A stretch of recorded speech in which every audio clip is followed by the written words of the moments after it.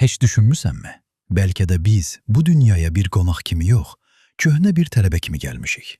Sanki kainat nəhəng bir kitabxanadır və bizim ruhumuz hər ömürdə bu kitabxanadan yeni bir kitab oxuyur.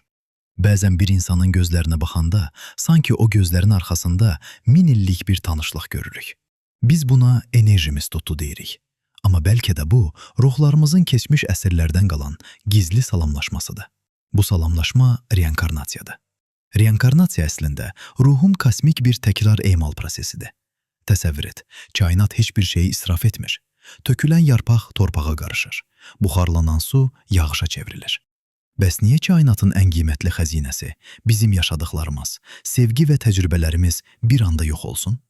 Məntiqlə baxsaq, ruhumuz bir kosmik səyyahdır. Hər bədən isə bu səyyahın bir gecəlik qaldığı müvəqqəti otel otağıdır. Səhər açılanda biz o otaqdan çıxırıq. Amma öyrəndiklərimizi çantamıza qoyub növbəti dayanacağa aparırıq. Gəl biraz faktlara baxaq. Çünki bu təkcə xəyal və ya adi təxminlər deyil. Sənə bir kosmik yaddaş hekayəsi danışım. Amerikada yaşayan balaca James Leninger cəmi 2 yaşında olanda gecələr qışqıraraq oyanırdı. Təyyarə yanır, kişi çıxa bilmir.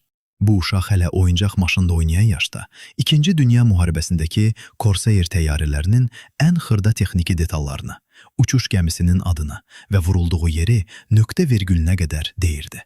Araşdırmalar göstərdi ki, dediyi hər şey 1945-ci ildə həmin yerdə həlak olan pilot James Houston'un həyatı ilə eynidir. Balaca James o pilotun heç vaxt görmədiyi bacısını tapanda ona Anya dedi. Bu, pilotun bacısına dediyi gizli ləqəb idi. İndi mənə də bir uşaq bu gizli şifrəni hardan bilə bilərdi? Bəlkə də ölüm sadəcə bir filmin bitməsi deyil, sadəcə fasilə verilməsidir. Bəzən bədənimizdəki anadan gəlmə xallar da ruhun keçmişdən gətirdiyi möhürlər kimidir. Sanki bədənimiz bizə deyir, mən səni tanıyıram, sən o qəhrəmansan, sən o ağrını yaşayan ruhsan. Bəlkə də sənin bu həyatda izah edə bilmədiyin o dərin qəribsəmə hissi ruhunun köhnə evini axtarmasıdır. Əgər bugün bir sənətə, bir ölkəyə və ya bir elmə qarşısalınmaz bir həvəsin varsa, bəlkə də bu, ruhunun keçmişdə yarımçıq qoyduğu bir rəsmi tamamlamaq istəyidir. Biz kainatın içində tək-tənha deyilik. Biz minlərlə ilin yaddaşını hüceyrələrində daşıyan kosmik varlıqlarıq. Ölüm qorxulu gəlir, amma bir düşün. Əgər ruhun 1000 ildə bu yolu gəlirsə, deməli sən artıq 1000 dəfə qalib gəlmisən. Sən kainatın ən təcrübəli sərnişinisən.